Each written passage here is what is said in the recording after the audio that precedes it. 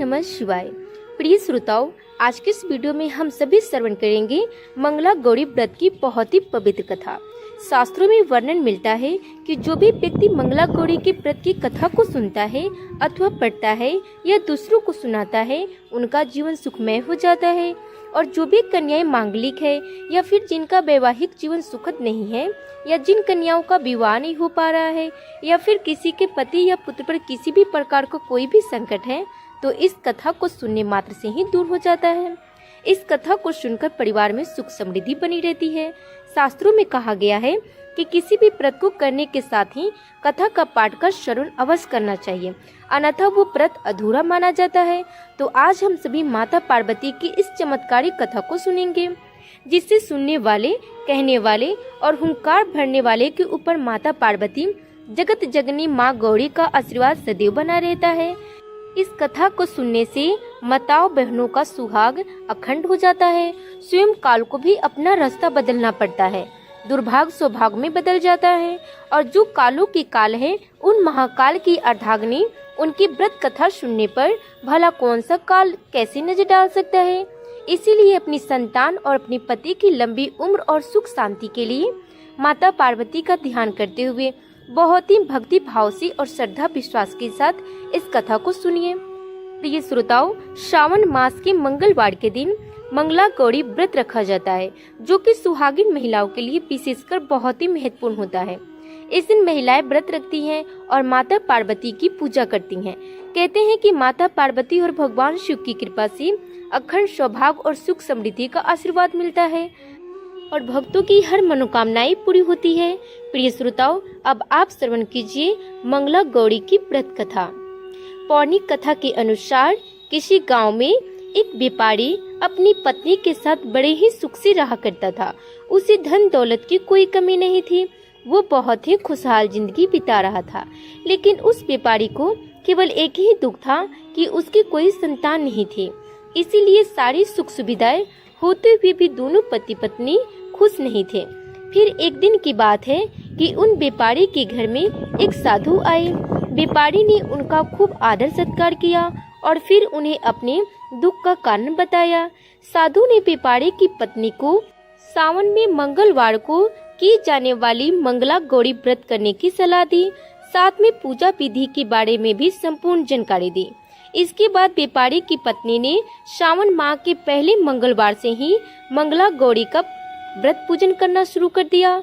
अब वो हर मंगलवार को विधि पूर्वक व्रत और पूजा पाठ करने लगी। इसी प्रकार कई महीनों तक उसने ये व्रत किया। एक दिन उसकी धर्म निष्ठा से प्रसन्न होकर माता पार्वती ने भगवान शिव से व्यापारी और उसकी पत्नी को संतान प्राप्ति का वरदान देने के लिए कहा। व्यापारी को उसी रात स्वप्न में एक दिव्य शक्ति ने दर्शन देकर कहा, हे व्यापारी, एक आम के पेड़ के नीचे भगवान गणेश जी की मूर्ति विराजमान है।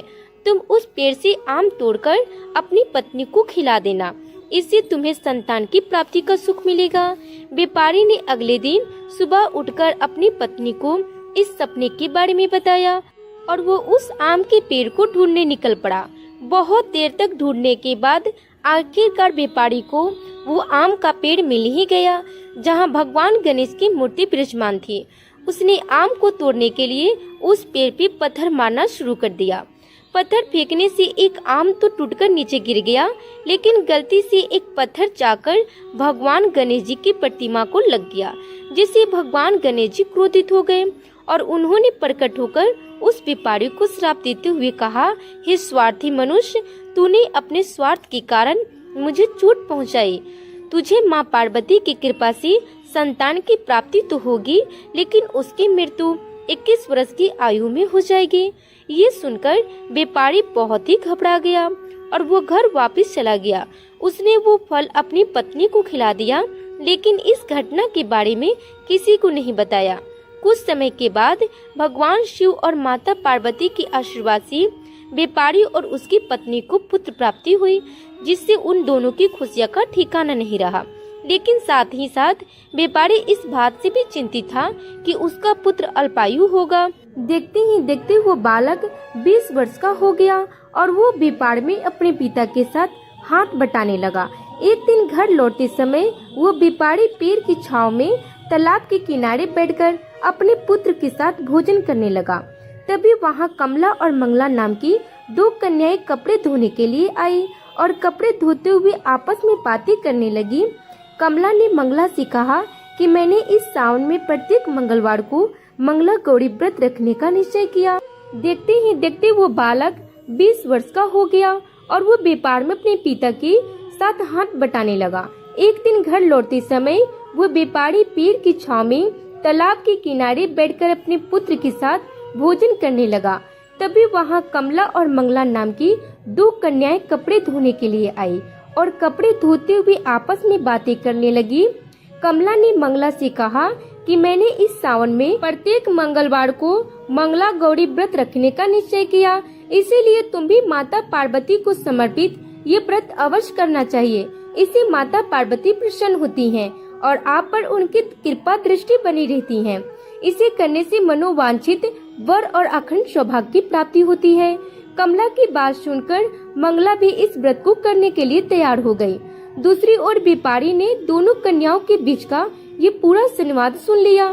फिर उसने अपने मन में ये सोचा कि ये कन्या मंगला गौरी का व्रत करती हैं, इसे अखंड सौभाग्य की प्राप्ति होगी। फिर तो यही मेरे पुत्र के लिए एक योग वधु साबित होगी। ऐसा वचन सोचकर वो दोनों के विवाह का प्रस्ताव कन्या के पिता के पास लेकर गया। व्यापारी की गांव में मान प्रतिष्ठा और मान सम्मान होने के कारण कमला के पिता अपनी पुत्री का विवाह व्यापारी के पुत्र से करवा दिया।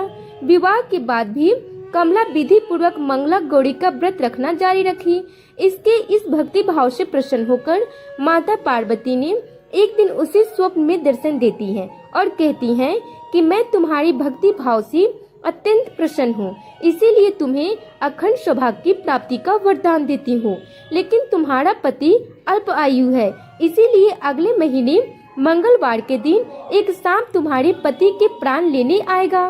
तुम उसके लिए एक प्याले में मीठा दूध रख देना, उसके पास एक खाली मटका भी रख देना।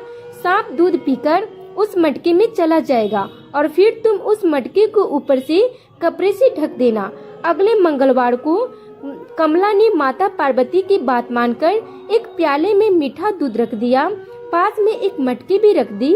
सांप ने आकर दूध पिया और मटकी में जाकर बैठ गया। कमला ने तुरंत ही उस मटकी पे कपड़ा बांध दिया और उस जंगल में छोड़ आई। माता पार्वती की कृपा से मंगला के पति के प्राण बच गए। इस प्रकार मंगला गौरी व्रत के पुण्य के फल से व्यापारी का पुत्र श्राप मुक्त हो गया।